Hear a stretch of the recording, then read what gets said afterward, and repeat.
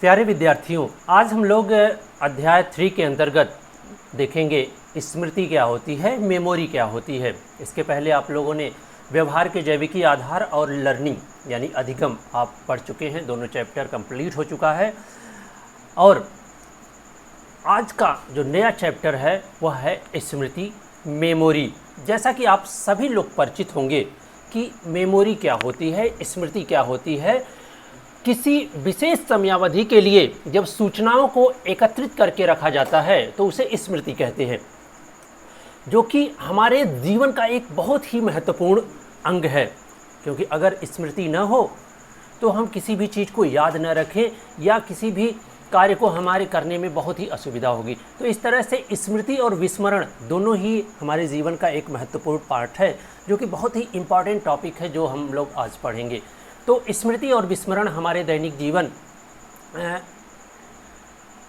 में नित्य प्रतिदिन होने वाले अनुभव हैं। स्मृति एक मानसिक प्रक्रिया है, यानी कि जो स्मृति है वो एक मेंटल प्रोसेस है जिसके अंतर्गत व्यक्ति सूचनाओं को संरक्षित करता है। यानी कि सूचना को क्या किया जाता है, सेव किया जाता है। अगर आप दूसरी भाषा में कहें तो हम संरक्षित करते हैं सूचना को। जब हम किसी विषय को समझ लेते हैं, यानी कि जो चीज़ हम समझ लेते हैं उसे सीख लेते हैं, तो वह मस्तिष्क में सूचनाओं का भंडारण कर लेती है। यानी कि जब ही हम कोई चीज़ सीख लेते हैं तो हमारा मस्तिष्क ई कोडिंग के माध्यम से उसको संरक्षित कर लेता है।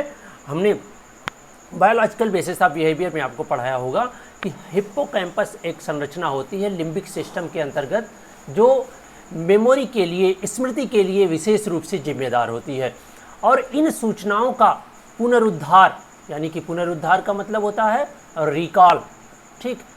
सामान्यतः प्रत्यावान रिकॉल के रूप में होता है। एक प्रकार की सूचनाओं का पुनरुद्धार या रिकॉल ही क्या कहता है, स्मृति कहलाता है।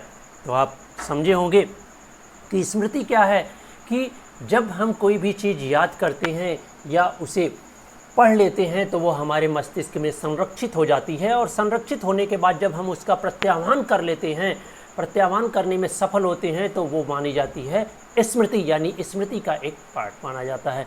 तो इस तरह से अगर आप एक सामान्य शब्दों में कहें तो विशेष समयावधि के लिए सूचनाओं को संरक्षित करके रखना ही स्मृति कहलाती है।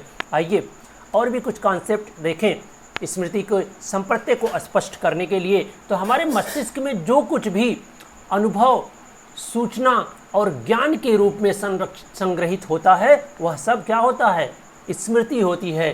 तो स्पष्ट हुआ कि हमारे मस्तिष्क में, यानी कि हमारे ब्रेन में मेंटल प्रोसेस के अनुसार जब हम कोई अनुभव सीखते हैं, जैसे अगर आप कभी अगर तावे से जले हों तो आपको यह अनुभव होगा या सीख जाएंगे या आपकी स्मृति में संरक्षित हो जाएगा कि आगे से ऐसे टच नहीं करना है क्योंकि इसको टच करने से जलन होगी।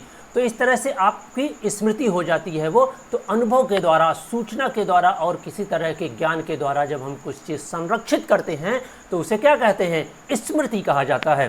वहीं आगे देखा जाए तो अपने अनुभव को संचित रखने और उसको प्राप्त करने के कुछ समय बाद चेतना के क्षेत्र में अगर पुनः लाने में हम सक्षम हो जाते हैं तो उसे स्मृति कहते हैं।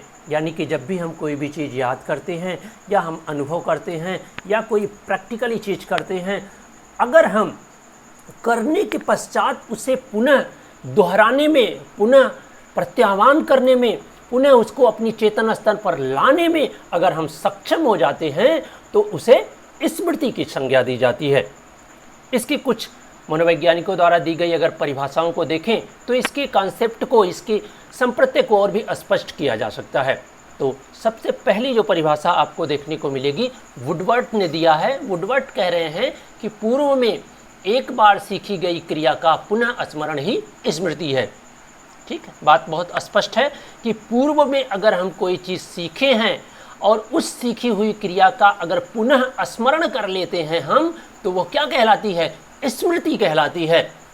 वहीं हिलगार्ड क्या कह रहे हैं, हिलगार्ड एंड एटकिंसन के अनुसार स्मृति का अर्थ वर्तमान में उन अनुक्रियाओं या प्रतिक्रियाओं को प्रदर्शित करना है जिनको हमने पहले सीखा है।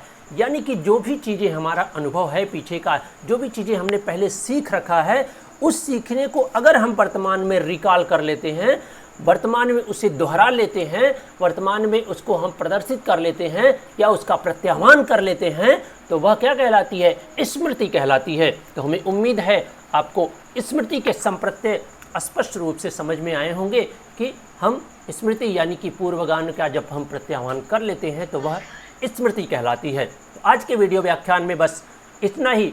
कल हम लोग देखेंगे कि किस प्रक्रिया द्वारा, किस प्रोसेस द्वारा स्मृति का संचयन होता है, इकोडिंग, स्टोरेज तथा रिट्रीवल। ये 3 मुख्य पार्ट्स हैं जो हम लोग कल के वीडियो व्याख्यान में देखेंगे।